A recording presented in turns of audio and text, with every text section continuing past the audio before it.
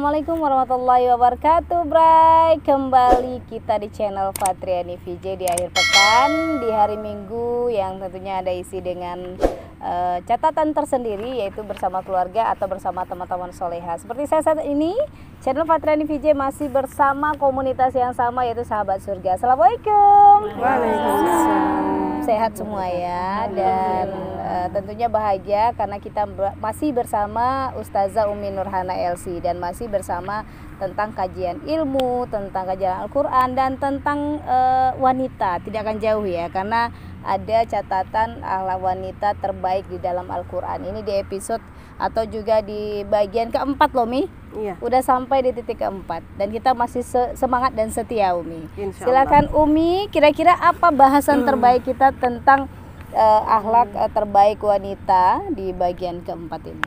Bismillahirrahmanirrahim. Assalamualaikum warahmatullahi wabarakatuh. Waalaikumsalam warahmatullahi wabarakatuh. Hamdan wa syukranillah, salatan wa salaman ala rasulillah wa ala alihi wa sahbihi wa mawala, amma ba'd.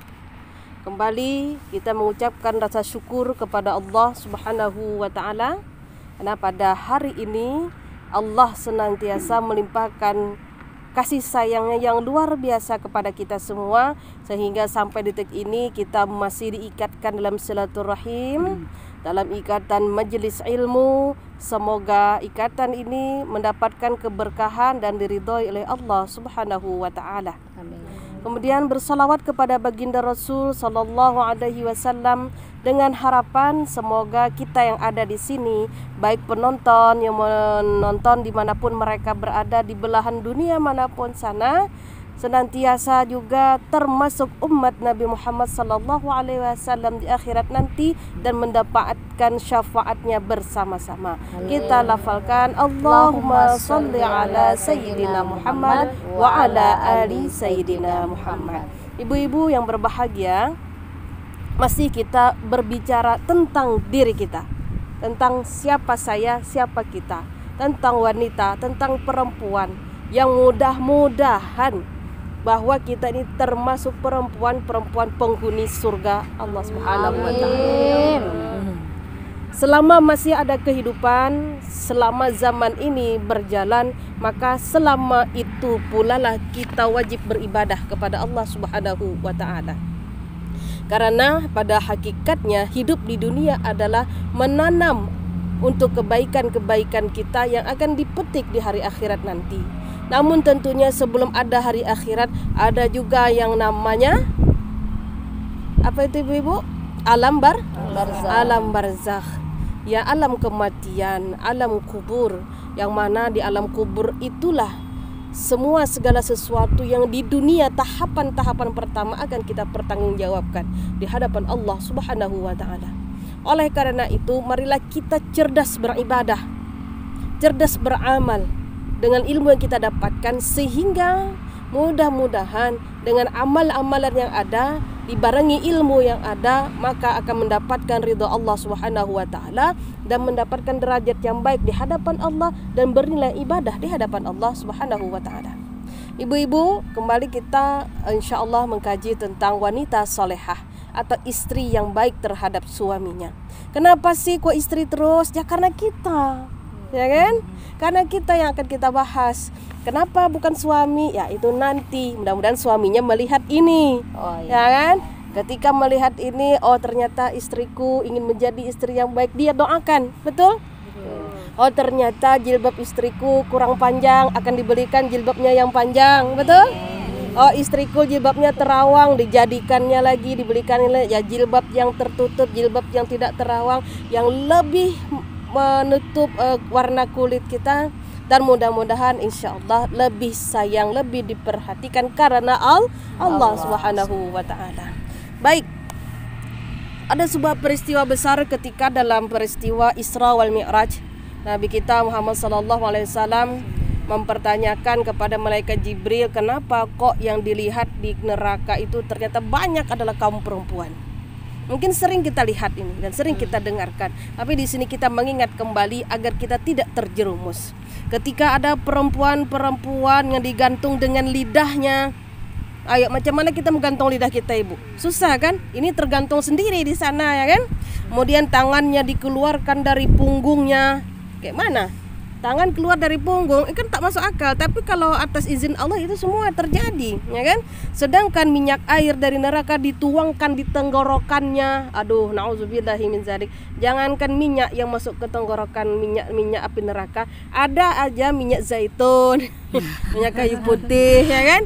Kadang di tenggorokan kan ada agak-agak gimana gitu rasanya. Tapi kalau untuk kesehatan tidak masalah. Tapi ini bukan minyak itu, minyak daripada api neraka dimasukkan ke kerongkongannya. Itu disebabkan oleh apa, wahai Jibril? Kata Nabi Muhammad sallallahu alaihi wasallam. Mereka itu adalah kaum perempuan, para istri yang senantiasa menyakiti hati suaminya dengan lisannya, dengan perkataannya, mencaci maki, memarah-marahi dan lain sebagainya. Ini terkadang ya bagi ibu-ibu korban sinetron, terkadang itu menjadi biasa. Karena apa? Dia melihat di televisi seperti itu, aman-aman aja pun katanya kan. Ya paling sebentar, paling begini, paling begitu. Ada suami kita memendam rasa kesalnya di hati, kemudian dia berusaha untuk ikhlas, tapi masih tersisa tidak ridho. Itu yang kita perlu hati-hati. Karena hidup kita adalah untuk suami. Keridhaan seorang istri terdapat pada suami. Hanya jangan mencoba-coba hal seperti itu. Apa kata Rasul sallallahu alaihi wasallam, ya kan?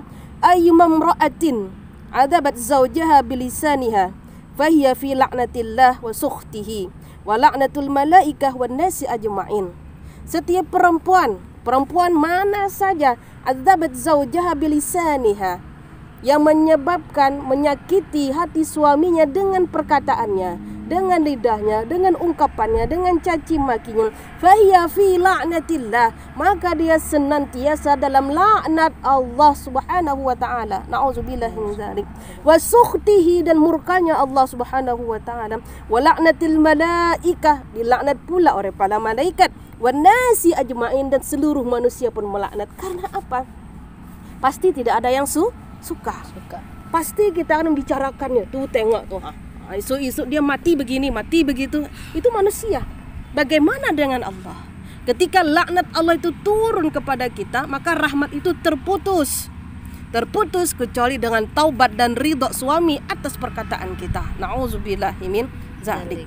Nah, jadi ibu-ibu yang berbahagia yang dirahmati Allah Subhanahu wa taala. Begitu pula ketika Rasulullah melihat ada perempuan yang digantung dengan rambutnya, otaknya mendidih. Aduh, jangankan mendidih, sakit kepala aja kita kan minta ampun, ya kan? Ada yang migrain, aduh luar biasa sakit, ini kepalanya mendidih, ya kan? Dan lain sebagainya. Itu kenapa, wahai Jibril? Mereka kaum perempuan yang tidak mau menutup auratnya, tidak menutup auratnya di kalangan laki-laki yang bukan mahramnya, di kalangan orang lain, manusia yang bukan mahramnya. Maka nauzubillahi min dzalik, ini terjadi pada diri kita. Ini sekedar pengingat, banyak lagi. Kemudian lagi, nah perempuan yang diikat dengan kakinya karena dia keluar tanpa izin suami. Bagaimana tadi di sini izin suami, ibu-ibu semua? Alhamdulillah. Karena apa? Dalam hadis Nabi dinyatakan bahwasanya ayyuma imra'atin, setiap perempuan kharajat min baiti zaujiha, yang keluar dari rumah suaminya bi ghairi iznihi, tanpa izin suaminya, la'anaha kullu syai'in tala'at 'alaihi syamsu, semua yang terbit dekat matahari. La'anat kullu syai'in tala'at 'alaihi syams, apa aja? Semua yang di atas langit ini, yang di langit itu akan melaknatnya. Wal qamar, begitu juga bulan pun melaknatnya, hatta tarji'a ila baiti zawjiha, sampai dia pulang ke rumah suaminya. Jadi ketika kita bepergian misalnya ya, mungkin komunitas kita berbeda-beda ya, tapi saya berharap kepada Allah semoga komunitas ibu-ibu di sini komunitas yang baik. Amin. Geng-geng yang baik. Amin. Bukan geng yang hura-hura, happy-happy, nanti ke kedai ini, ke kedai itu, ketawa, ketiwi, kangko dan lain sebagainya, ya kan? Habis itu bisa pindah lagi ke kedai yang lain lagi, ngobrol lagi misalnya kan, menampilkan pakaiannya, menampilkan hiasannya, riasannya, emas dan sebagainya, menampilkan dompetnya, tasnya dan lain. Mudah-mudahan tidak. Dan kemudian lagi yang perlu kita perhatikan adalah gerak-gerik kita ini, ibu ya. yang semoga mudah-mudahan senantiasa tampil dalam keadaan Islami. Islam itu tentu selamat. Islam itu selamat. Nah, bagi kita nauzubillah perempuan yang ternyata dia jalan ke sana, jalan ke sini, tak apa dah, laki awak tontunya, kan? Tapi ternyata suami kita ingin kita di rumah. Dan pada akhirnya kita tidak mau, ya kan? Kita keluar rumah dengan sengaja. Nah, selama kita keluar itulah dilaknat oleh seluruh makhluk yang ada di langit maupun ada di bumi. Seperti itu, Kak. Baik. Aduh, serem ya. Serem. Tapi kan udah tahu ya. Udah tahu, tapi walaupun tadinya belum tahu tapi udah izin ya. Udah izin. Oke. Jadi ibu-ibu dari komunitas Sahabat Surga ada yang mau tanya, nak? Kira-kira? Satu. Boleh, Kak. Silakan, Kak Rahmi ya. Menyangkut yang Umi bilang tadi, kalau kita keluar itu kan harus izinnya suami kan begitu. Nah, bagaimana dengan halnya seorang suami yang tidak memberi izin kepada sang istri, tetapi dia tahu tujuan niat baik sang istri ini keluar ini misalnya menjemput donasi dan segala macam, pokoknya untuk hal kebaikan deh. Sosial. Si istri ini niat dan tujuannya itu untuk menambahkan sebuah pahala yang akan dia dapatkan kan gitu. Nah, kalau dia membantu dengan keuangan dia sendiri tentu tidak mampu. Tentu dia membawakan istilahnya mencarilah istilahnya siapa yang mau ikut bergabung seperti itu. Nah, itu hukumnya seperti apa, Umi? Nah, jika itu seperti yang Umi bilang tadi, itu akan dilaknat kan seperti itu. Nah, bagaimanakah cara kita untuk memberitahukan kepada sang suami itu dengan kepositifannya gitu loh, Umi? Baik. Bismillahirrahmanirrahim. Selama suami taat kepada Allah, selama itu pula kita harus mengikutinya. Itu intinya satu terlebih dahulu. Nah, kemudian lagi menyangkut misalnya kita mengikuti sebuah kegiatan yang seperti bilang tadi, yang salah satu contohnya adalah mungkin kegiatan sosial namanya ya. Kemudian suami tidak mengizinkan tapi kita tetap juga pergi, itu walaupun kebaikan namun bisa jadi ada alasan tertentu kenapa suami tidak mengizinkan. Yang pertama sebaiknya adalah kita saling terbuka. Nah, kenapa suami tidak mengizinkan? Kenapa abang tak izinkan saya, bang? Padahal ini untuk kebaikan bersama. Apa alasan dibalik semua itu? Nah, kan? Ketika misalnya ada hal-hal tertentu yang memang beliau masih belum serak atau apa, tapi tidak melanggar syariah, ya. Karena ibaratnya memang kita menggalang dana, donasi untuk kebaikan dan sebagainya, itu adalah at-ta'awun dalam tolong menolong dalam hal kebaikan. Itu sangat dianjurkan memang ya. Cuman yang jelas adalah ketika sudah bersuami, otomatis izin kita ada pada suami kita. Jadi kalau bisa kita izin terlebih dahulu. Nah, kita bicarakan dengan baik-baik. Apa sekiranya menjadi penghalang kita untuk keluar rumah. Nah, sekiranya alasannya masuk akal, kita terima saja. Namun ketika dibuat-buat, membuat malu aja, membuat ini aja, ini perlu didoakan suaminya. Perlu diruqyah. Perlu diruqyah suaminya. Perlu diruqyah. Nah, ini untuk kebaikan kita, untuk amal ibadah kita, ladang amal kita. Inilah mungkin salah satu cara Allah menyuruh kita beribadah. Nah, seperti itu mungkin Kak ya? Iya. Baik. Dan ya, silakan Umi.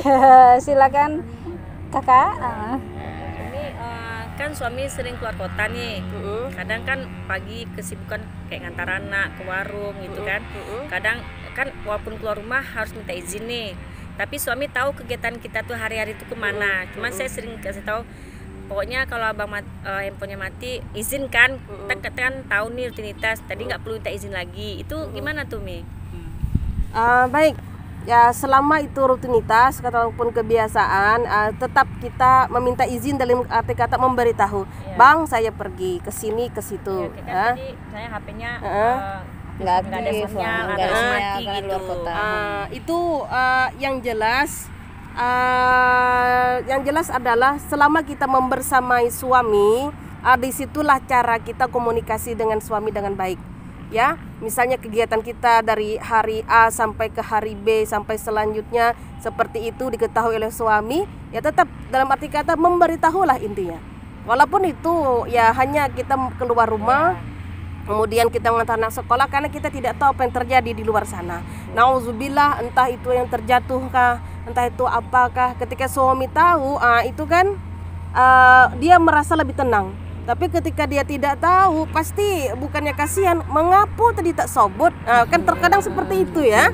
Ambu bisa mau ngantar atau ambu apalah gitu kan. Terkadang seperti itu ya. Tapi insya Allah kalau komunikasi kita baik dengan suami, maka hal-hal tersebut akan dimaklumi. Dan kemudian tips juga nih, bukan berarti saya baik, tidak, maksudnya berusaha untuk baik ya. Suami saya juga jarang bawa HP. Nah, ini selalu ya. Dan akhirnya bagaimana mensiasati nanti kalau dia udah pegang HP dan dibuka WA paling tidak. Kemudian paling tidak di SMS, karena kalau di telepon saat itu kita udah tahu HP-nya di mana kan tak mungkin diangkat. Kita WA, kita SMS seperti itu. Itu juga salah satu komunikasi. Rajin-rajinlah berkomunikasi dengan baik dengan suami, itu intinya. Baik. Sama-sama. Baik. Umi, Yap. kayaknya sudah ada 2 pertanyaan, sudah diulas. Sebagai penutup, Umi bisa sampaikan bagaimana kita bisa menjadi seorang perempuan atau istri soleh. Baik. Kata Rasul sallallahu alaihi wasallam, akmalul mu'minina imanan ahsanuhum khuluqa. Akmalul mu'minin, kesempurnaan akhlak seorang yang beriman adalah terletak pada akhlaknya. Kemudian lagi al khairu ittiba'ul Quran wa sunnati. Rasul sallallahu alaihi wasallam, kebaikan itu adalah mengikut apa yang terdapat di dalam Al-Qur'an dan sunnah-sunnahku, yaitu sunnah-sunnah Nabi Muhammad sallallahu alaihi wasallam. Ibu-ibu ataupun bapak-bapak yang di luar sana, ketika kita mengkaji tentang rumah tangga kita, mari kita lihat rumah tangga baginda Rasul sallallahu alaihi wasallam, rumah tangga para sahabat-sahabat beliau, rumah tangga para tokoh-tokoh agama yang baik, yang mudah-mudahan bisa cerminan bagi kita semuanya. Memang kita tidak hidup di zamannya, tapi amal ibadah itu tetap akan sama. Maka amal ibadah yang dari zaman jahiliyah, zaman datang dari ketika datangnya baginda Rasul sallallahu alaihi wasallam, amal ibadah kita semakin baik. Dari situlah kita lihat bagaimana Rasulullah berumah tangga, bagaimana Rasulullah berakhlak dengan anak dan istri-istrinya, bagaimana Rasul sallallahu alaihi wasallam bergaul dengan mertuanya. Mertua beliau siapa? Abu Bakar Siddiq ya, yang mana itu juga menjadi sahabat beliau, yang mana juga Abu Bakar Siddiq pun sangat taat, sangat hormat kepada beliau. Karena apa? Karena derajatnya di sisi Allah Subhanahu wa taala lebih tinggi. Jadi inilah kemurnian daripada agama kita. Kita wajib mencontoh, meneladani akhlak-akhlak baginda Rasul sallallahu alaihi wasallam beserta para sahabatnya. Semoga kita termasuk daripada keluarga tersebut. Amin ya rabbal alamin. Terima kasih. Assalamualaikum warahmatullahi wabarakatuh. Waalaikumsalam warahmatullahi wabarakatuh.